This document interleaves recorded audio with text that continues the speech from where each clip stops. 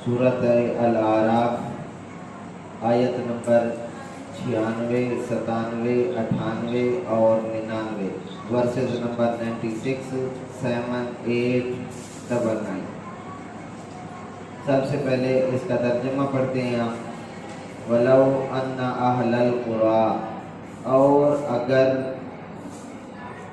बस्ती वाले आमनु ईमान ले आते, वत्तक़ौ और तकवा इख्तियार करते, लफ़तहना तो यकीनन हम खोल देते अलैहिम उन पर बरकात बरकतें मिनस्समाइ वल अर्द आसमान और ज़मीन की बरकतें उन पर हम खोल देते। वलाकिन कज़्ज़बू और लेकिन उन्होंने झुटलाया, फ़अख़ज़नाहुम बिमा कानू यक्सिबून और लेकिन उन्होंने झुटलाया तो हमने पकड़ लिया उनको बिमा इस सबब से कि जो कुछ वो करतूत या गुनाह या कमाते थे। अफ़अमिन अहलुल कुरा, तो क्या बस्ती वाले बेखौफ हो गए, अन यअतियहुम बअसुना कि हमारा अजाब उनके पास आएगा रात या रात के वक्त, वहुम नाइमून इस हाल में कि वो सो रहे होंगे। अब अमिन अहलुल कुरा, या बस्ती वाले बेखौफ हो गए हैं इस बात से कि आएगा उनके पास हमारा अजाब दुहा चाश्त के वक्त या दिन के वक्त, वहुम यलअबून इस हाल में कि वो मशगूल होंगे खेल कूद में, लाहव लाभ में। अफ़अमिनु मकरल्लाह, क्या वो बेखौफ हो गए हैं, अमन में आ गए हैं मकरल्लाह अल्लाह की खुफिया तदबीर से। फला यअमनु मकरल्लाह, बस कोई भी अल्लाह की खुफिया तदबीर से बेखौफ नहीं हो सकता।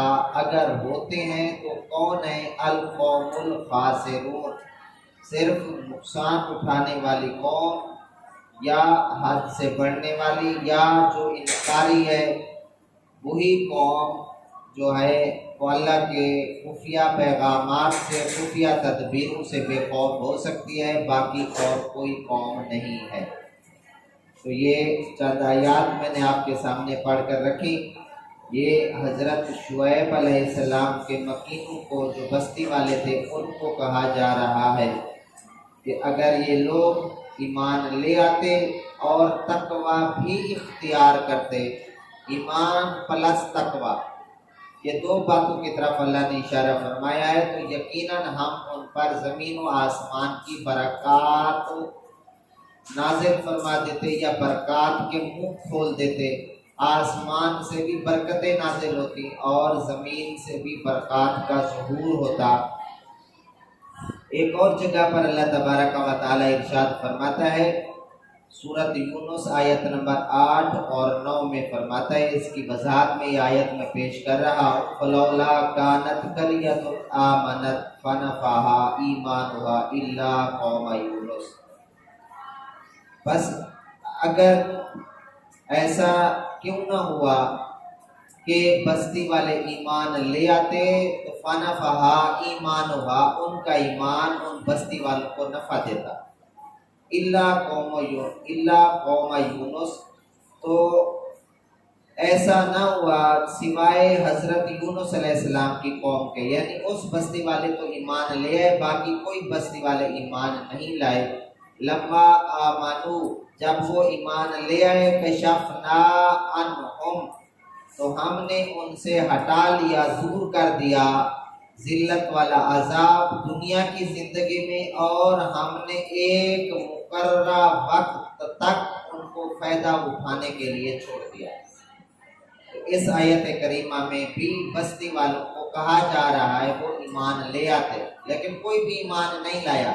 जितनी कौमें भी गुजरी हैं, कोई भी ईमान नहीं लाए, सारी की सारी बस्ती। चंद लोग ले आते थे लेकिन तमाम बस्ती वाले नहीं लाए, सिवाय हज़रत यूनुस अलैहिस्सलाम की कौम के। उनके बस्ती वाले जो थे वो ईमान ले आए थे, कुरान ये कह रहा है। ایک اور جگہ پر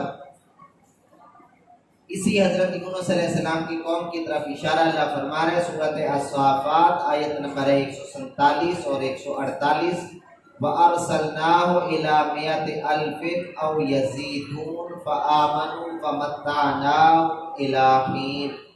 ہم نے انہیں 1,00,000 یا اس سے زیادہ لوگوں کی طرف بھیجا، پس وہ ایمان لائے اور ہم نے لطف اندوز ہونے کے لیے کچھ وقت دے دیا۔ اور اسی طرح ایک اور جگہ پر سورۃ سبا آیت نمبر 34 میں فرمایا، وَمَا أَرْسَلْنَا فِي قَرْيَةٍ مِّن نَذِيرٍ إِلَّا قَالَ مُتْرَفُوهَا إِنَّا بِمَا أُرْسِلْتُم بِهِ كَافِرُونَ۔ اور ہم نے کسی بستی میں کوئی ڈرانے والا نہیں بھیجا، اگر بھیجا ہے تو یہ کہ برملا کہہ دیا وہاں کے خوشحال لوگوں نے، ہم اس دین کو جو تم لے کر آئے ہو یا بھیجے گئے ہو انکار کرتے ہیں۔ تو سارے کے سارے انکار کرنے والے ہوتے ہیں، چند لوگ ہوتے ہیں جو ایمان لے آتے ہیں۔ اللہ تبارک و تعالی ان آیات میں کیا کہنا چاہتا، میں اس بات کی طرف آتا ہوں اور بات کو مزید آگے نہیں بڑھاتا۔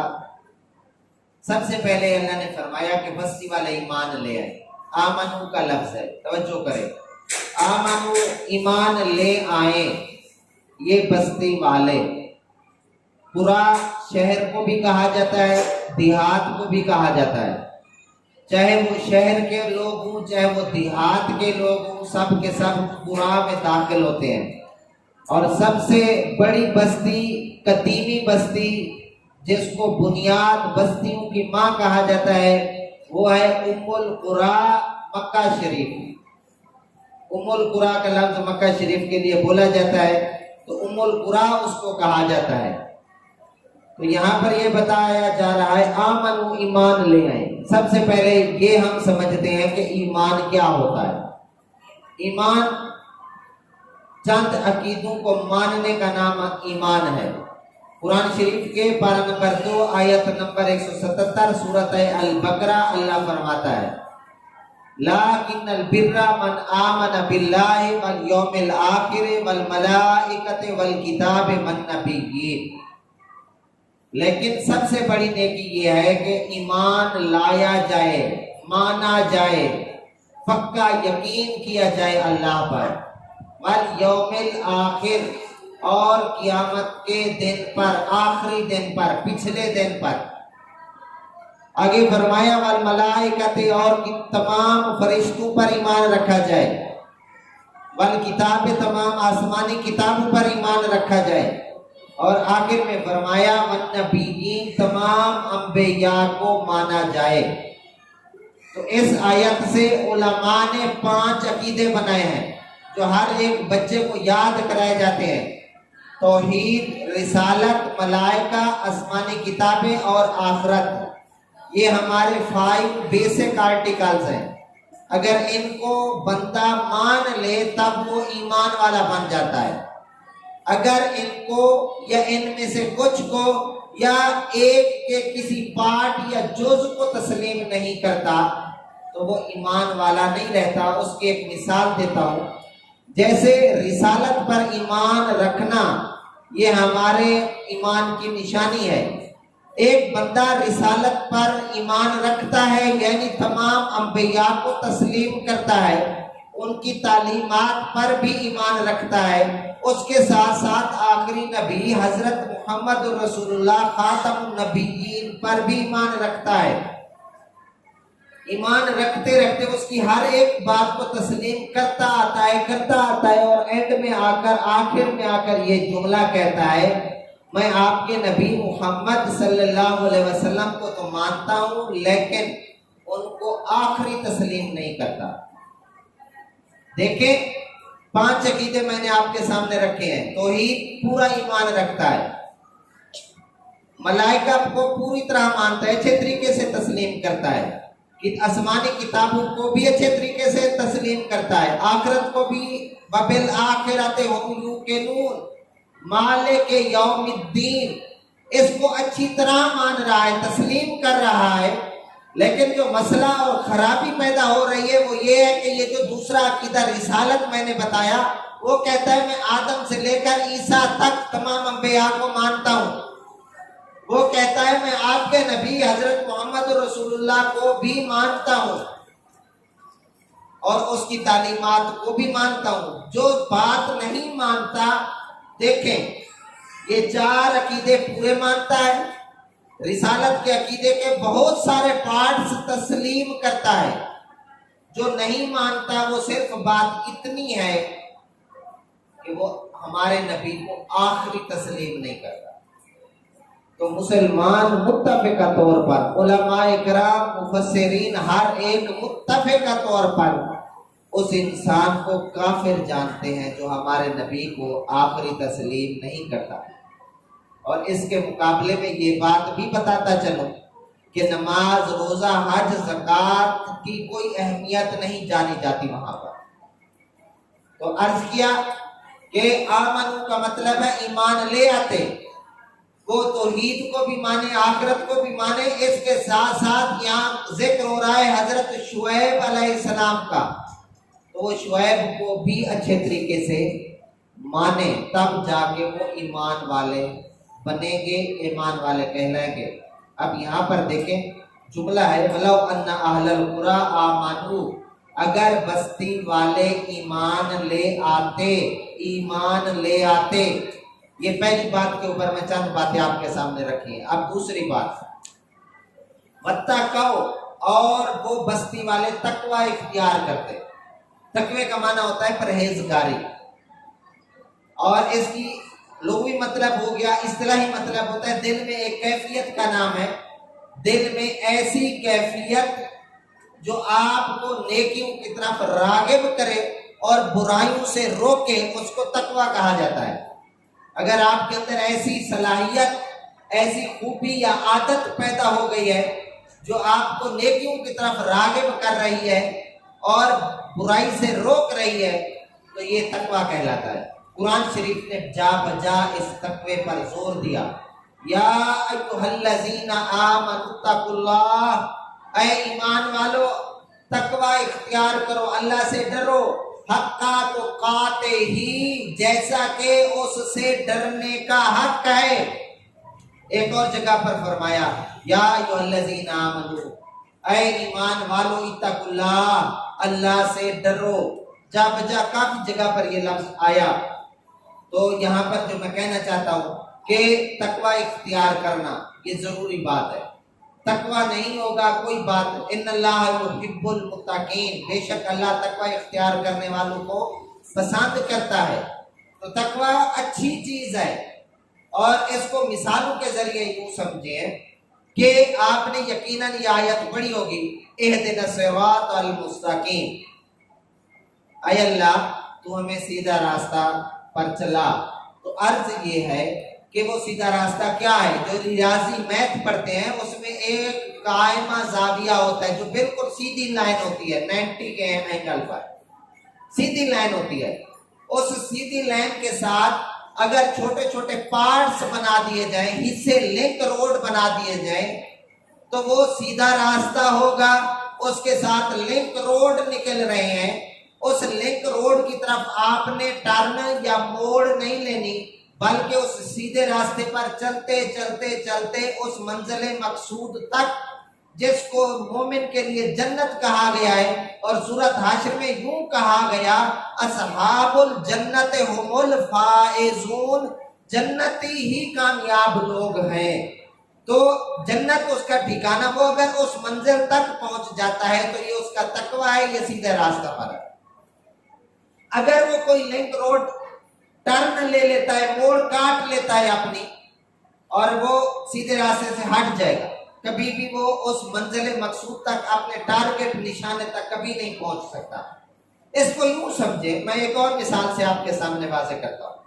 اس کو یوں سمجھ لیں کہ وہ ایک آپ سیدھے راستے پر چل رہے ہیں، آپ کے گھات میں بہت ساری چیزیں مختلف ذاتوں کی صورت میں موجود ہے۔ کہیں پر آپ کو سوشل میڈیا ملے گا، کہیں پر ٹک ٹاک کی ایپ ملے گی، کہیں پر واٹس ایپ کی ایپ ملے گی، کہیں پر گوگل آپ کا سر کھانے کے لیے بیٹھا ہوگا، کہیں پر معاشرتی رویے اور اقدار آپ کے سامنے آڑے آ رہی ہوں گی، اور کہیں پر کچھ ہوگا، اور اسی طرح بہت سارے انسان شیطان نما بیٹھے ہوں گے، خود شیطان بھی آڑے ہاتھ لینے کے لیے آپ کو تیار بیٹھا ہوگا۔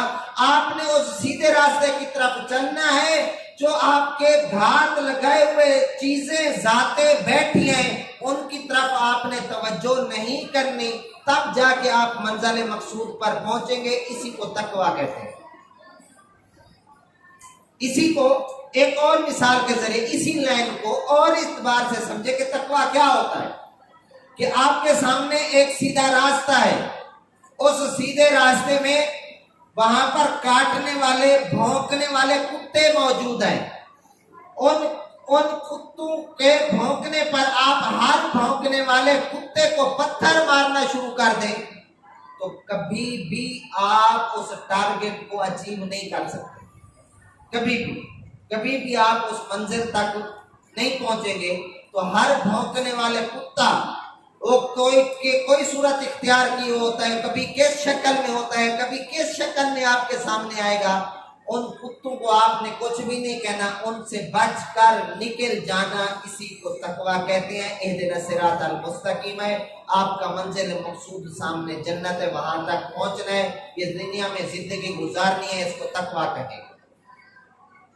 میں پہلے ایک دفعہ مثال دے چکا ہوں، حضرت عمر بن خطاب رضی اللہ تعالی عنہ نے حضرت ابی بن کعب رضی اللہ تعالی عنہ سے سوال کیا، اے ابی بن کعب، تم بڑے عالم ہو، فاضل ہو، کاتب وحی ہو، تم بہت بڑے قاری ہو، مجھے ایک سوال کا جواب تو دیجئے۔ تو انہوں نے کہا جی فرمائیں۔ تو حضرت عمر بن خطاب نے کہا کہ تقویٰ کس کو کہتی ہے، تقویٰ کس چیز کا نام ہے؟ تو حضرت ابی بن کعب رضی اللہ تعالی عنہ نے سوال کیا، کراس کوشچن جسے کہتے ہیں، سوال کے اوپر سوال کرنا۔ تو عرض کیا کہ میرا سوال یہ ہے کہ ایک خاردار کانٹے دار جگہ ہو، بشز ہوں، جھاڑیاں ہی جھاڑیاں، کانٹے ہی تار کانٹے، اور آپ وہاں سے گزرنا چاہیں تو کیسے گزریں گے؟ تو حضرت عمر بن خطاب رضی اللہ تعالی عنہ یہ دیکھیں، نیچے وہ تہبند باندھتے تھے، بڑی چادر باندھتے تھے، اوپر سے یہ جو شرٹ ہے وہ نیچے تک پہنتے تھے، بڑے والی شرٹ پہنتے تھے۔ ہماری شرٹیں تو چھوٹی ہوتی ہیں، ہماری قمیصیں چھوٹی ہوتی ہیں، وہ بڑی قمیص پہنتے تھے۔ آپ صلی اللہ علیہ وسلم نے ہمیشہ چادر باندھی ہے، آپ کے خلفاء نے بھی چادریں باندھی ہیں، آپ صلی اللہ علیہ وسلم نے پاجامے کو پسند کیا تھا لیکن کبھی پہنا نہیں تھا۔ لیکن جو میں یہاں پہ بات بتا رہا ہوں، حضرت عمر بن خطاب اٹھتے ہیں، آپ میری طرف دیکھیں، سارے اٹھتے ہیں، اپنے اس بڑی شرٹ کو اور اپنی چادر کو سمیٹتے ہیں، اپنے جسم کو سمیٹتے ہیں، یوں کر کے چلنا ایسا ایسا شروع کر دیتے ہیں، اور فرماتے ہیں کہ میں اس طرح اپنے آپ کو سمیٹ کر اس بشز والی جگہ سے گزر جاؤں گا۔ تو حضرت ابی بن کعب رضی اللہ تعالی عنہ نے ان کی طرف دیکھ کر کہا، اے عمر، دنیا میں اسی طرح اپنے آپ کو بچا کر نکل جانا، اسی کو تقویٰ کہتے ہیں۔ تو دیکھیں، میں اس کے اوپر سیرت کی دیکھیں، میرا محبوب خود تقوی پر کتنا عمل کرتا تھا۔